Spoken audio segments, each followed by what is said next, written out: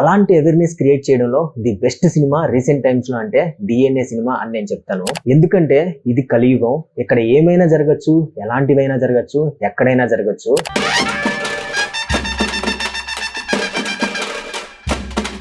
Hello guys, welcome back to open చేస్తే. ఎలా ఉన్నారు? అంత బాగున్నారా? ఒక సినిమా యొక్క పర్పస్ ఏంటి?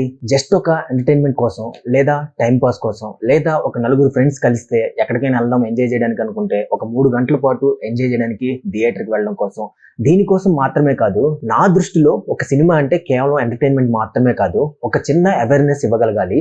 అది ఒక డైలాగ్ రూపంలో కానివ్వండి, ఒక సీన్ రూపంలో కానివ్వండి, ఒక సాంగ్ రూపంలో కానివ్వండి. ఆ సినిమా చూసే ఒక ఆడియన్స్ కి ఒక సమస్య గురించి ఏదైనా ఒక చిన్న అవేర్నెస్ అనేది ఖచ్చితంగా క్రియేట్ చేయగలగాలి. అలాంటి అవేర్నెస్ క్రియేట్ చేయడంలో the best cinema recent times లో అంటే DNA సినిమా అని నేను చెప్తాను. ఈ సినిమా ప్రతి ఒక్కరూ చూడాలి. అందులో మరీ ముఖ్యంగా ఎవరైతే కొత్తగా పెళ్లి చేసుకోవాలనుకుంటున్నారో, లేదా పెళ్లి చేసుకొని కొత్తగా పిల్లల్ని ప్లాన్ చేసుకోవాలనుకుంటున్నారో, లేదా ఆల్రెడీ ప్రెగ్నెంట్ తో ఉండి డెలివరీ కోసం వెయిట్ చేస్తున్న వాళ్ళు, హాస్పిటల్ అడ్మిట్ అవ్వాలనుకున్న వాళ్ళు ఈ సినిమా ఖచ్చితంగా చూడాలి. ముఖ్యంగా మదర్స్. ఎందుకంటే ఇది కలియుగం, ఇక్కడ ఏమైనా జరగచ్చు, ఎలాంటివైనా జరగచ్చు, ఎక్కడైనా జరగచ్చు, ఎలాంటి వ్యాపారాలైనా జరగచ్చు.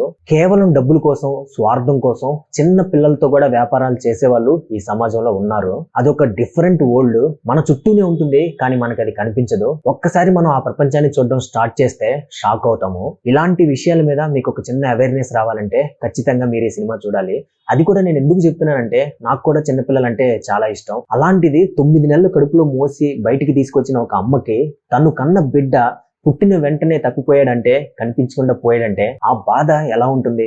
మనం ఇలాంటి న్యూస్లన్నీ కూడా న్యూస్ పేపర్లో అప్పుడప్పుడు చూస్తూ ఉంటాము, టీవీ ఛానల్స్ లో కూడా చూపిస్తూ ఉంటారు. అలాంటి ఇన్సిడెంట్స్ ని ఈ సినిమాలో చాలా డీటెయిల్డ్ గా, చాలా క్లియర్ గా ఎక్స్ప్లెయిన్ చేశారు. సో ఖచ్చితంగా మీరు ఈ సినిమా చూడాలి. నెక్స్ట్ సినిమా ఎలా ఉంది అనేది మాట్లాడుకోవాలంటే, నాకు సినిమాలో అన్ని చాలా బాగా నచ్చాయి. బట్ స్టార్టింగ్ లో కొంచెం మైనస్ అనిపించింది. ఆ లవ్ ట్రాక్, ఆ లవ్ ఫెయిల్యూర్ అది ఉన్నా లేకపోయినా కానీ పెద్ద ప్రాబ్లం లేదు అని అనిపించింది. అదొక్కటి తప్పించి ఒక్కసారి మనకి స్టోరీ స్టార్ట్ అయిన తర్వాత ఎక్కడ బోర్ అనిపించదో, చాలా ఎంగేజింగ్ గా ఎండింగ్ వరకు తీసుకెళ్లారు. ఫైనల్లీ ఈ సినిమా గురించి 2 పాయింట్స్ చెప్పి ఈ రివ్యూ ఎంతటితో కంప్లీట్ చేస్తాను. బేసిక్ గా మనకు ఒక సినిమా నచ్చిందంటే ఆ సినిమాలో మనం కంప్లీట్ గా ఇన్వాల్వ్ అయ్యామంటే ఒకటి జరుగుతుంది. అదేంటంటే స్క్రీన్ మీద జరుగుతున్న క్యారెక్టర్స్ కంటే కూడా మనమే సీన్ లో ఇన్వాల్వ్ అయిపోతూ ఉంటాము. అలాగా నాకు ఈ సినిమాలో 2 సార్లు అనిపించింది. ఈ సినిమాలో హీరో క్రైమ్ చేసే ఒక పర్సన్స్ ని 2 సార్లు కలుస్తాడు, 2 సార్లు చూస్తాడనమాట. ఆ టైంలో మనకు ఎలా ఉంటుందంటే ఎగ్జైట్మెంట్, అరే ఇంకా ఎంతసేపు అలా చూస్తావరా, ఎల్రా అన్న కోపం కూడా వచ్చింది. సో దాన్ని అలా చూపించడంలో, అలా తీయడంలో, అలా సస్టైన్ చేయడంలో ఈ సినిమా డైరెక్టర్ సక్సెస్ అయ్యారు. కాబట్టి మీరు కూడా ఈ సినిమా చూడండి, జియో హాట్‌స్టార్ లో ఉంది.